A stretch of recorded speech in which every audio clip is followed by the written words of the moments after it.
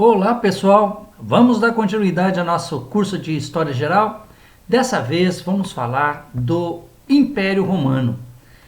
Império Romano, como você já viu, se divide a história de Roma em monarquia, república e império. Portanto, nós chegamos no ano 27 a.C., Otávio Augusto se proclama imperador. E o Augustus significa exatamente divino, enviado dos deuses, ou seja, divino. E, portanto, em 27 inicia a terceira fase da história romana. E vai durar mais ou menos 500 anos o Império Romano, de 27 a.C. a 476 depois de Cristo. Para que você não se esqueça, o Império Romano ele também tem uma divisão, uma subdivisão. Alto Império e Baixo Império. Como que nós podemos definir isso rapidamente, professor?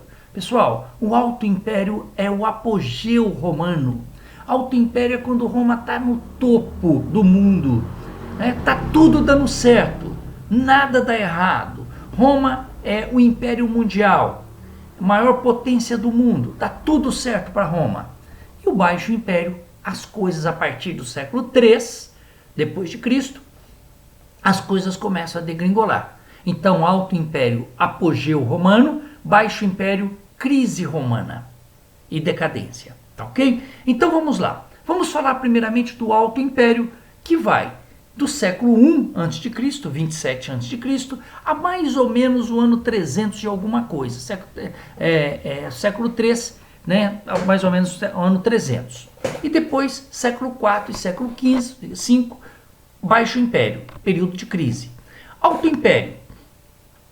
O imperador Otávio Augusto assume o governo e depois já cria-se uma dinastia, né, do Otávio, com todos os poderes. O imperador vai passar a ter todos os poderes nesse momento.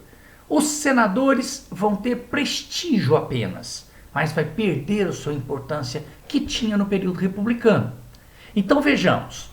O que ele faz? Ele não acaba com o Senado.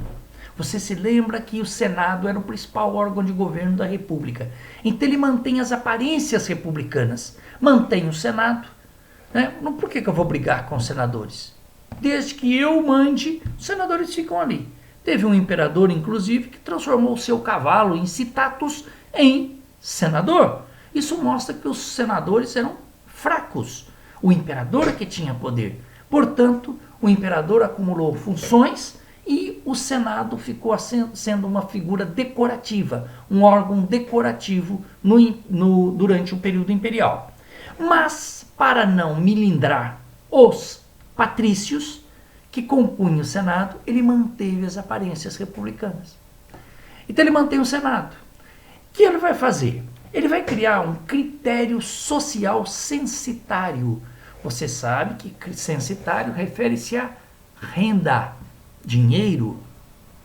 Portanto, se você tivesse mais de 1 milhão de sestércios por ano de renda, você fazia parte da ordem senatorial. Poderia ser senador.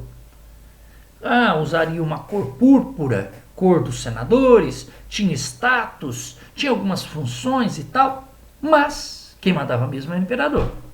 Mas você tinha privilégios.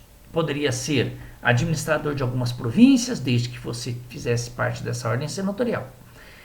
Se você não tivesse os 1.000 sestércios de renda, você podia fazer parte da ordem equestre, ou ordem dos cavaleiros.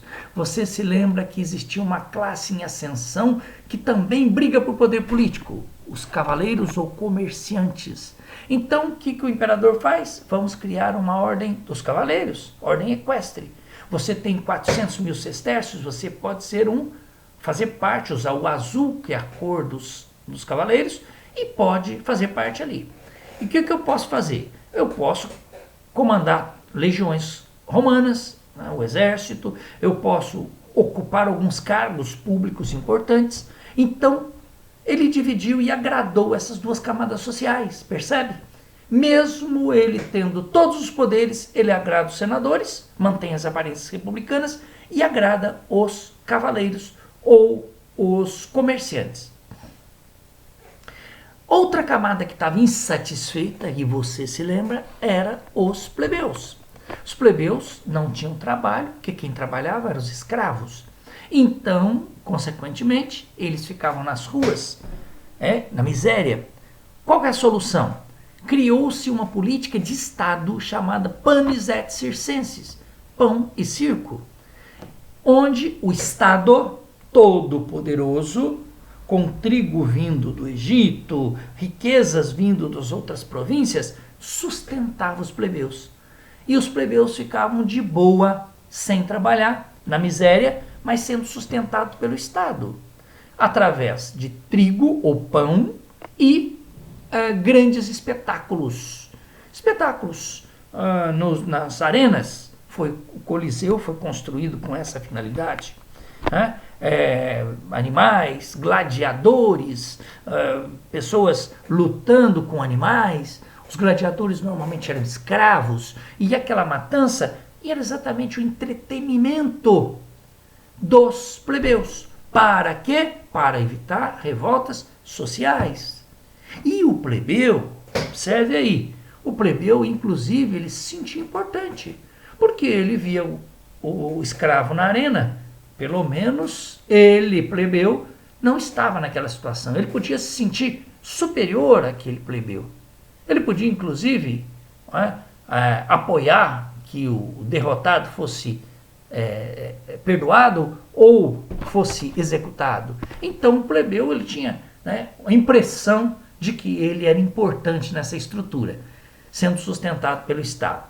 Panis et circenses. Sistema estatal de cobrança de impostos. Atenção, isso é um sistema criado pelo imperador para que, agora, uma secretaria de fazenda, para que não houvesse cobranças individuais. Antigamente, lá até o período republicano, a cobrança era feita pelos cargos públicos lá, eles mesmos faziam, os políticos, e ficavam com a metade. Agora não, existe uma estrutura de cobrança de impostos. O imperador efetivamente está cobrando os impostos. E isso vai fazer com que venha mais afluxo de riquezas para Roma. Mais impostos. Efetivamente chega ao erário romano. Esse período, como eu disse para vocês, é o apogeu de Roma. Roma chegou à sua máxima expansão territorial nesse momento.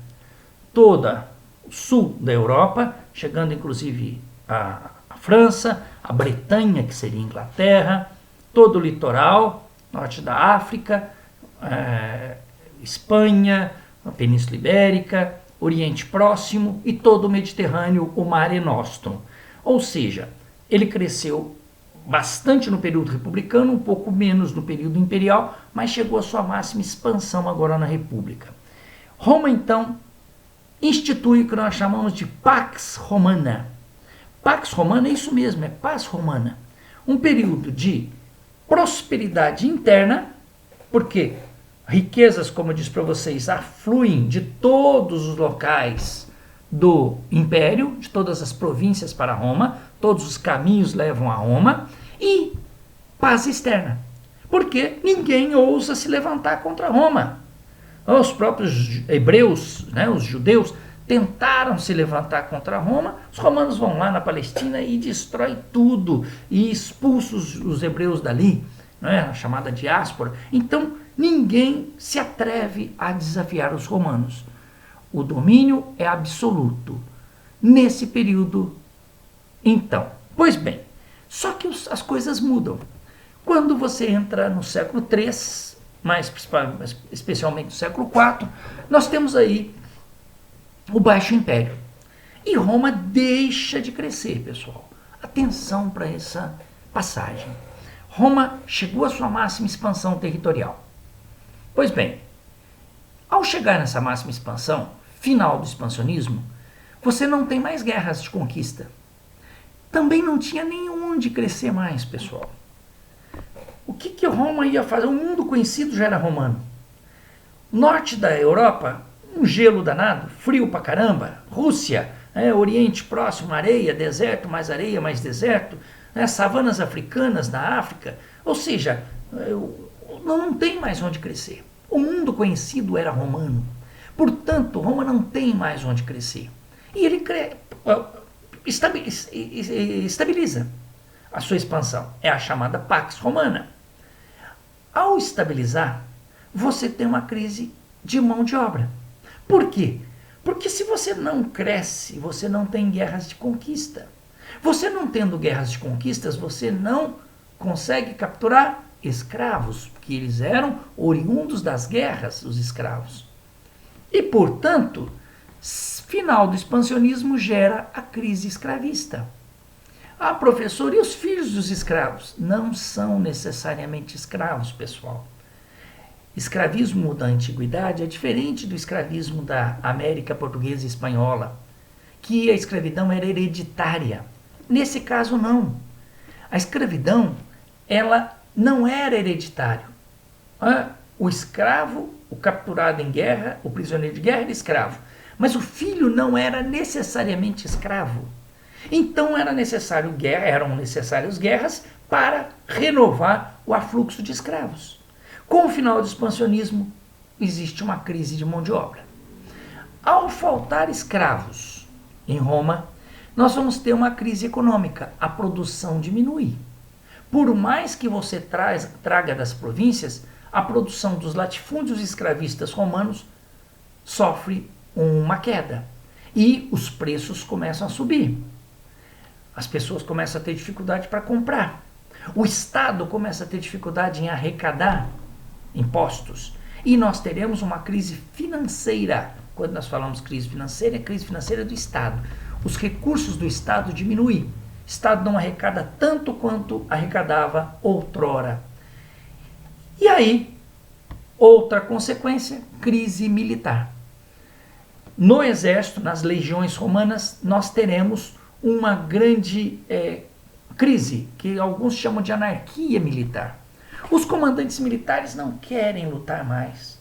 Eles querem ostentação, grandes soldos, salários, festas, banquetes. Eles não querem ir para a guerra. São aqueles comandantes gordos que não querem saber de guerra mais. Roma já tomou tudo que tinha que tomar. Então você tem lá uma ociosidade dos militares que não querem mais ir para a guerra. E sim usufruir da riqueza romana. Portanto, crise ou anarquia militar. O Estado começa a não ter dinheiro. Não tendo dinheiro, começa a reduzir as fileiras do exército, das legiões, começa a reduzir o número de soldados, percebe? E é por isso que é uma crise militar. Para final, crise escravista, crise econômica, crise financeira, crise ou anarquia militar. Finalmente, pessoal, crise religiosa. Atenção que os vestibulares gostam muito desse assunto. Os romanos, eles aceitavam qualquer religião dentro dos seus territórios. Então existia a religião dos egípcios, dos gregos, não tinha importância. Eles próprios, romanos, eram politeístas, uma religião muito semelhante à dos gregos, sem problema. Existiam os judeus, não era por causa do monoteísmo que eles foram expulsos, foi porque se revoltaram contra Roma. Mas surge uma outra religião, inclusive é na Palestina mesmo. O cristianismo. Essa religião que surgiu lá no ano 1, na nossa era, o cristianismo, ela tem duas características importantes. Primeira característica, ela nega que o imperador fosse Deus, fosse divino. E isso enfraquece a figura do imperador. Os cristãos falavam, nada, conversa, o imperador não é Deus nada, o verdadeiro Deus está lá no céu, as pregações de Cristo. E, portanto, negava que o imperador fosse Deus. Isso enfraquecia politicamente o imperador, porque era importante ele falar que ele era Deus para que ser obedecido. Segundo, o cristianismo era contra o escravismo. Dizia que um homem não deveria ser escravo de outro homem. Esses dois aspectos feriam de morte a estrutura romana. Uma, a questão política, o imperador, a figura do imperador, que era considerado Deus. Segundo, o modo de produção romano. Eles são modo de produção escravista. Você negar a escravidão está indo contra a estrutura estrutura econômica de Roma. Por isso que os romanos foram trucidados, são martirizados, são perseguidos. Não é? Então os romanos, a única religião que eles de fato, né, abominam e perseguem dentro das fronteiras é exatamente os cristãos. Pois bem, o professor, os romanos não vão fazer nada com relação a essas crises? Irão. Pois bem, olha aqui. Algumas tentativas para conter a crise serão tomadas. Eu poderia lembrar para vocês, lei do colonato. Presta bem atenção nisso, pessoal. Você sabe que estão faltando escravos. Você sabe que tem plebeus à toa, ociosos, nas cidades vivendo do pão e circo. Panis et circenses. Então por que não colocar os plebeus no lugar dos escravos? É isso. Foi isso que os romanos fizeram. Criou um sistema chamado colonatus. Os plebeus cortaram o pão e circo, pegaram os plebeus, as famílias plebeias, levou para o campo e fixou na marra os plebeus no campo. Eles não podem sair de lá. Metade da produção é deles, a outra metade da produção é do patrício dono das terras. Porque não tem escravos mais. Atenção! Atenção! Esse colonato tem uma importância muito grande. Primeiro, despovoou as cidades, o êxodo urbano. As pessoas saíram das cidades e foram para o campo, para as vilas, vilae, né? Para as vilas. Então as cidades ficaram desérticas. Segundo aspecto, então você tem uma ruralização da sociedade em direção ao campo. Segundo aspecto, quando o Império Romano cair, gente, as pessoas, os plebeus, já estarão no campo, vivendo no campo. E esse plebeu se tornará o servinho do feudalismo. Lembram-se do servinho que produzia uma parte, ficava com uma parte da produção, a outra ia para o senhor feudal? É o patrício. Então, o colonato é uma das origens, uma delas, não é a única, mas é uma das origens do sistema feudal que já está sendo gerado a partir de agora. Portanto, nós já estamos prevendo o modo de produção feudal que surgirá na Idade Média. Então, o colonato tem essa importância, pessoal. Então é uma das origens do feudalismo? Sim, é uma das origens do feudalismo. Quando o Império Romano cair, a população já vive no campo e vai se transformar ou em plebeu ou em senhor feudal. O patrício em senhor feudal, o plebeu em servinho do modo de produção feudal. Origem, uma delas, o colonato. Isso não vai resolver muito. É uma tentativa. Edito do máximo, que é isso? É tabelamento de preços. Lembra que eu falei que os preços dos produtos aumentaram dos alimentos? Então eles tabelam. Você sabe que isso também não funciona. Tabelamento de preço tem a ver com... Não funciona porque o que rege o preço das mercadorias é a oferta e a procura. Se você tem muita mercadoria, o preço tende a cair. Se você tem pouca mercadoria, o preço tende a subir. Então não adianta você tabelar, porque as pessoas não vendem. O trigo vai custar 1 sestércio. O produtor de trigo fala, eu não vendo por esse preço. E quem quiser tem que pagar mais. Então, é uma tentativa, mas não funciona. Em 313, depois de Cristo, obviamente, eu lembro como se fosse hoje. O imperador Constantino, ele percebeu uma coisa óbvia, que perseguir cristãos era bobagem. Eles estavam perseguindo cristãos desde, aproximadamente lá do século I, depois de Cristo. 300 anos, 200 e tantos anos perseguindo cristãos. Um esforço absurdo em perseguir cristãos. E não adiantava nada. O cristianismo tinha lastrado em meio à população pobre do império, pessoal. Entre os escravos, entre os plebeus, principalmente entre os mais pobres. Por quê? Porque prometia uma vida, a salvação numa próxima encarnação, uma próxima vida, né? Uma vida após a morte. E, portanto, isso agradava aos mais pobres, que estavam vivendo em situação difícil, mas tinha expectativa de uma vida melhor, né? Pós a morte. E, portanto, isso se espalhou entre os mais pobres. Então, você matava um cristão, aparecia 3 ou 4. Então, aqueles martírios não adiantava nada. A religião, os cristãos se reuniam nas catacumbas, né? Ali onde eram sepultados os cadáveres, nos fundos dos cemitérios, e não adiantava. Você perseguia um, aparecia outro e tal. Então Constantino percebeu que era dinheiro gasto à toa, esforço à toa, e passou a aceitar da liberdade de culto a partir desse Edito de Milão.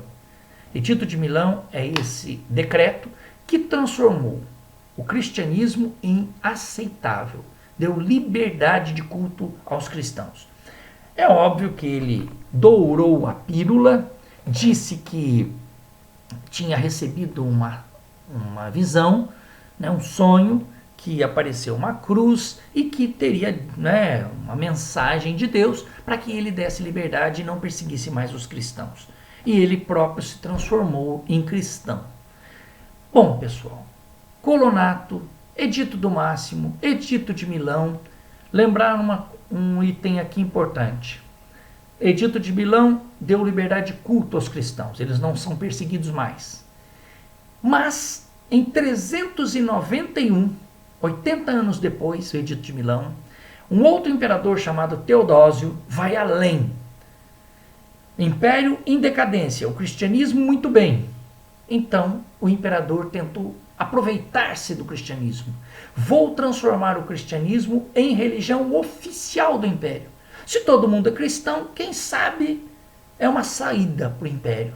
Vou transformar o cristianismo em religião oficial. Então, a lei Tassalônica de 391 transformou o cristianismo em oficial do império. Então, veja, Edito de Milão, 303, deu liberdade de culto. Não perseguição aos cristãos mais. 391, lei Tassalônica, transformou a religião cristã em oficial do Império Romano. Aí era uma tentativa de salvar o Império. Se agarrar ao cristianismo para tentar salvar o Império. Nada disso funcionou, pessoal. Nada disso funcionou. As crises eram terríveis. Roma não tinha dinheiro, Roma estava com dificuldades e, portanto, em 395, com a morte desse imperador Teodósio, que fez a lei Tessalônica, o império é dividido em dois: Império Romano do Ocidente e Império Romano do Oriente. Por quê, professor? Para tentar salvar alguma coisa e para facilitar a administração. Capital do Império Romano do Ocidente, Roma. Capital do Império Romano do Oriente, Constantinopla ou Bizâncio. Então, o império é dividido ao meio. Uma tentativa, 395, tentar salvar o império. Mas Roma já estava condenada. Nenhuma medida dessa seria eficiente. Porque uma outra ameaça rondava os romanos. Quais eram? Os chamados bárbaros. Cuidado que eu coloquei entre aspas e não é à toa. Bárbaro é um termo pejorativo, né? Depreciativo, que os romanos chamavam todos aqueles que viviam fora das fronteiras romanas. Você não fala latim, você não fala grego, você vive fora das fronteiras romanas, você é bárbaro. Pois bem, bárbaro é todos aqueles que não eram moradores no interior das províncias romanas. Portanto, era assim que os romanos tratavam os bárbaros, os estrangeiros. E aí, no século V, povos chamados bárbaros vão se fixando aqui nas fronteiras do império. Você pode ver aqui os bárbaros nessa posição, nas fronteiras. Germânicos era o maior grupo, mas você tem burgúndios, visigodos, ostrogodos, suevos, eslavos, vikings. Esse povo todo vai se ficando, vai se estabelecendo nas fronteiras. Muitas vezes eles lutam a favor de Roma, como mercenários. Recebem dos romanos para batalhar contra outra tribo. Tranquilo. Eles vão ficando ali. Negociam, ficam ali nas fronteiras romanas, recebem uma terra. Eles são seminômades, eles são politeístas, eles são guerreiros, eles vivem, né, transitando, tá? Porque são seminômades e eles estão procurando, basicamente, sair de algum lugar da Ásia, norte da Europa, estão buscando uma temperatura mais amena. Estão buscando ali para os seus rebanhos, porque eles também criavam rebanhos assim de forma extensiva. Portanto, eles vão ficando aqui. A vontade deles é entrar no Império Romano, mas eles ainda têm receio dos romanos. Mas uma coisa muda. Um outro povo desse, chamado de Hunos, que vem do Extremo Oriente, a da Ásia, avança sobre esses bárbaros, sobre os germânicos. E os hunos não têm escolha. Sai da frente que nós estamos passando. Quem estiver na frente, a gente passa por cima. E por isso, os germânicos que já estavam com vontade de entrar, entram em uma segunda fase. A primeira fase é negociada, né? Uma forma pacífica. A segunda fase de forma violenta e brutal. E invadem o Império Romano. Os romanos têm condição de resistir a essas invasões, gente? Não, não tem. Você bem sabe. Os romanos estão feridos mortalmente, economicamente, financeiramente, militarmente. E, portanto, o Império Romano do Ocidente cai no ano de 476. Tá? O próprio imperador é deposto pelos bárbaros. E o Império Romano do Ocidente vira uma sucessão de povos, né, orientais, germânicos, visigodos, ostrogodos, vândalos, migrando por todo o Império Romano do Ocidente. O Império do Oriente ainda sobrevive por mais 1000 anos. Tá ok? Pois bem, vamos dar uma olhada nessa questão da FGV 2017. Podendo se encontrar na crise do mundo romano do século III o início da profunda perturbação de que sairá o Ocidente medieval. É legítimo considerar as invasões bárbaras do século V como um acontecimento que precipita as transformações, que lhes dá um aspecto catastrófico e que lhes modifica profundamente a aparência. A crise do mundo de Roma e a transição para a Idade Média foram decorrentes do fortalecimento do cristianismo, que a partir do século III tornou-se religião oficial do Império Romano. 2 erros aí. Existe fortalecimento do cristianismo, não foi isso em última análise que derrubou o Império Romano. E muito menos não é oficial no século III, não. 391, foi quando eu disse para vocês, é século IV, tá? Então, detalhe aí, para quem não se apega muito à questão de séculos e data.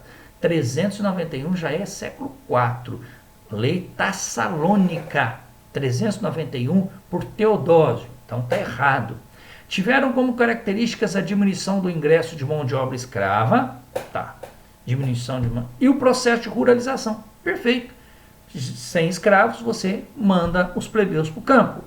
Portanto, mal bigodudo aí. Questão número 2. Letra B.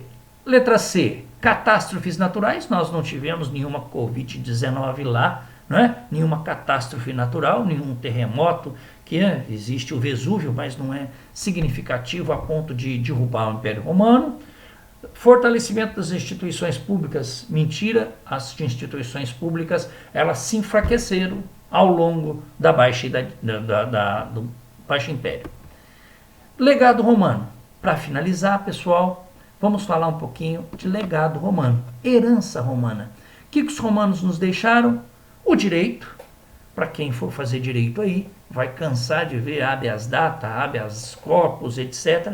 Termos em latim, porque os romanos conseguiram, por ser uma civilização extremamente longeva, criar um direito, principalmente civil, não é?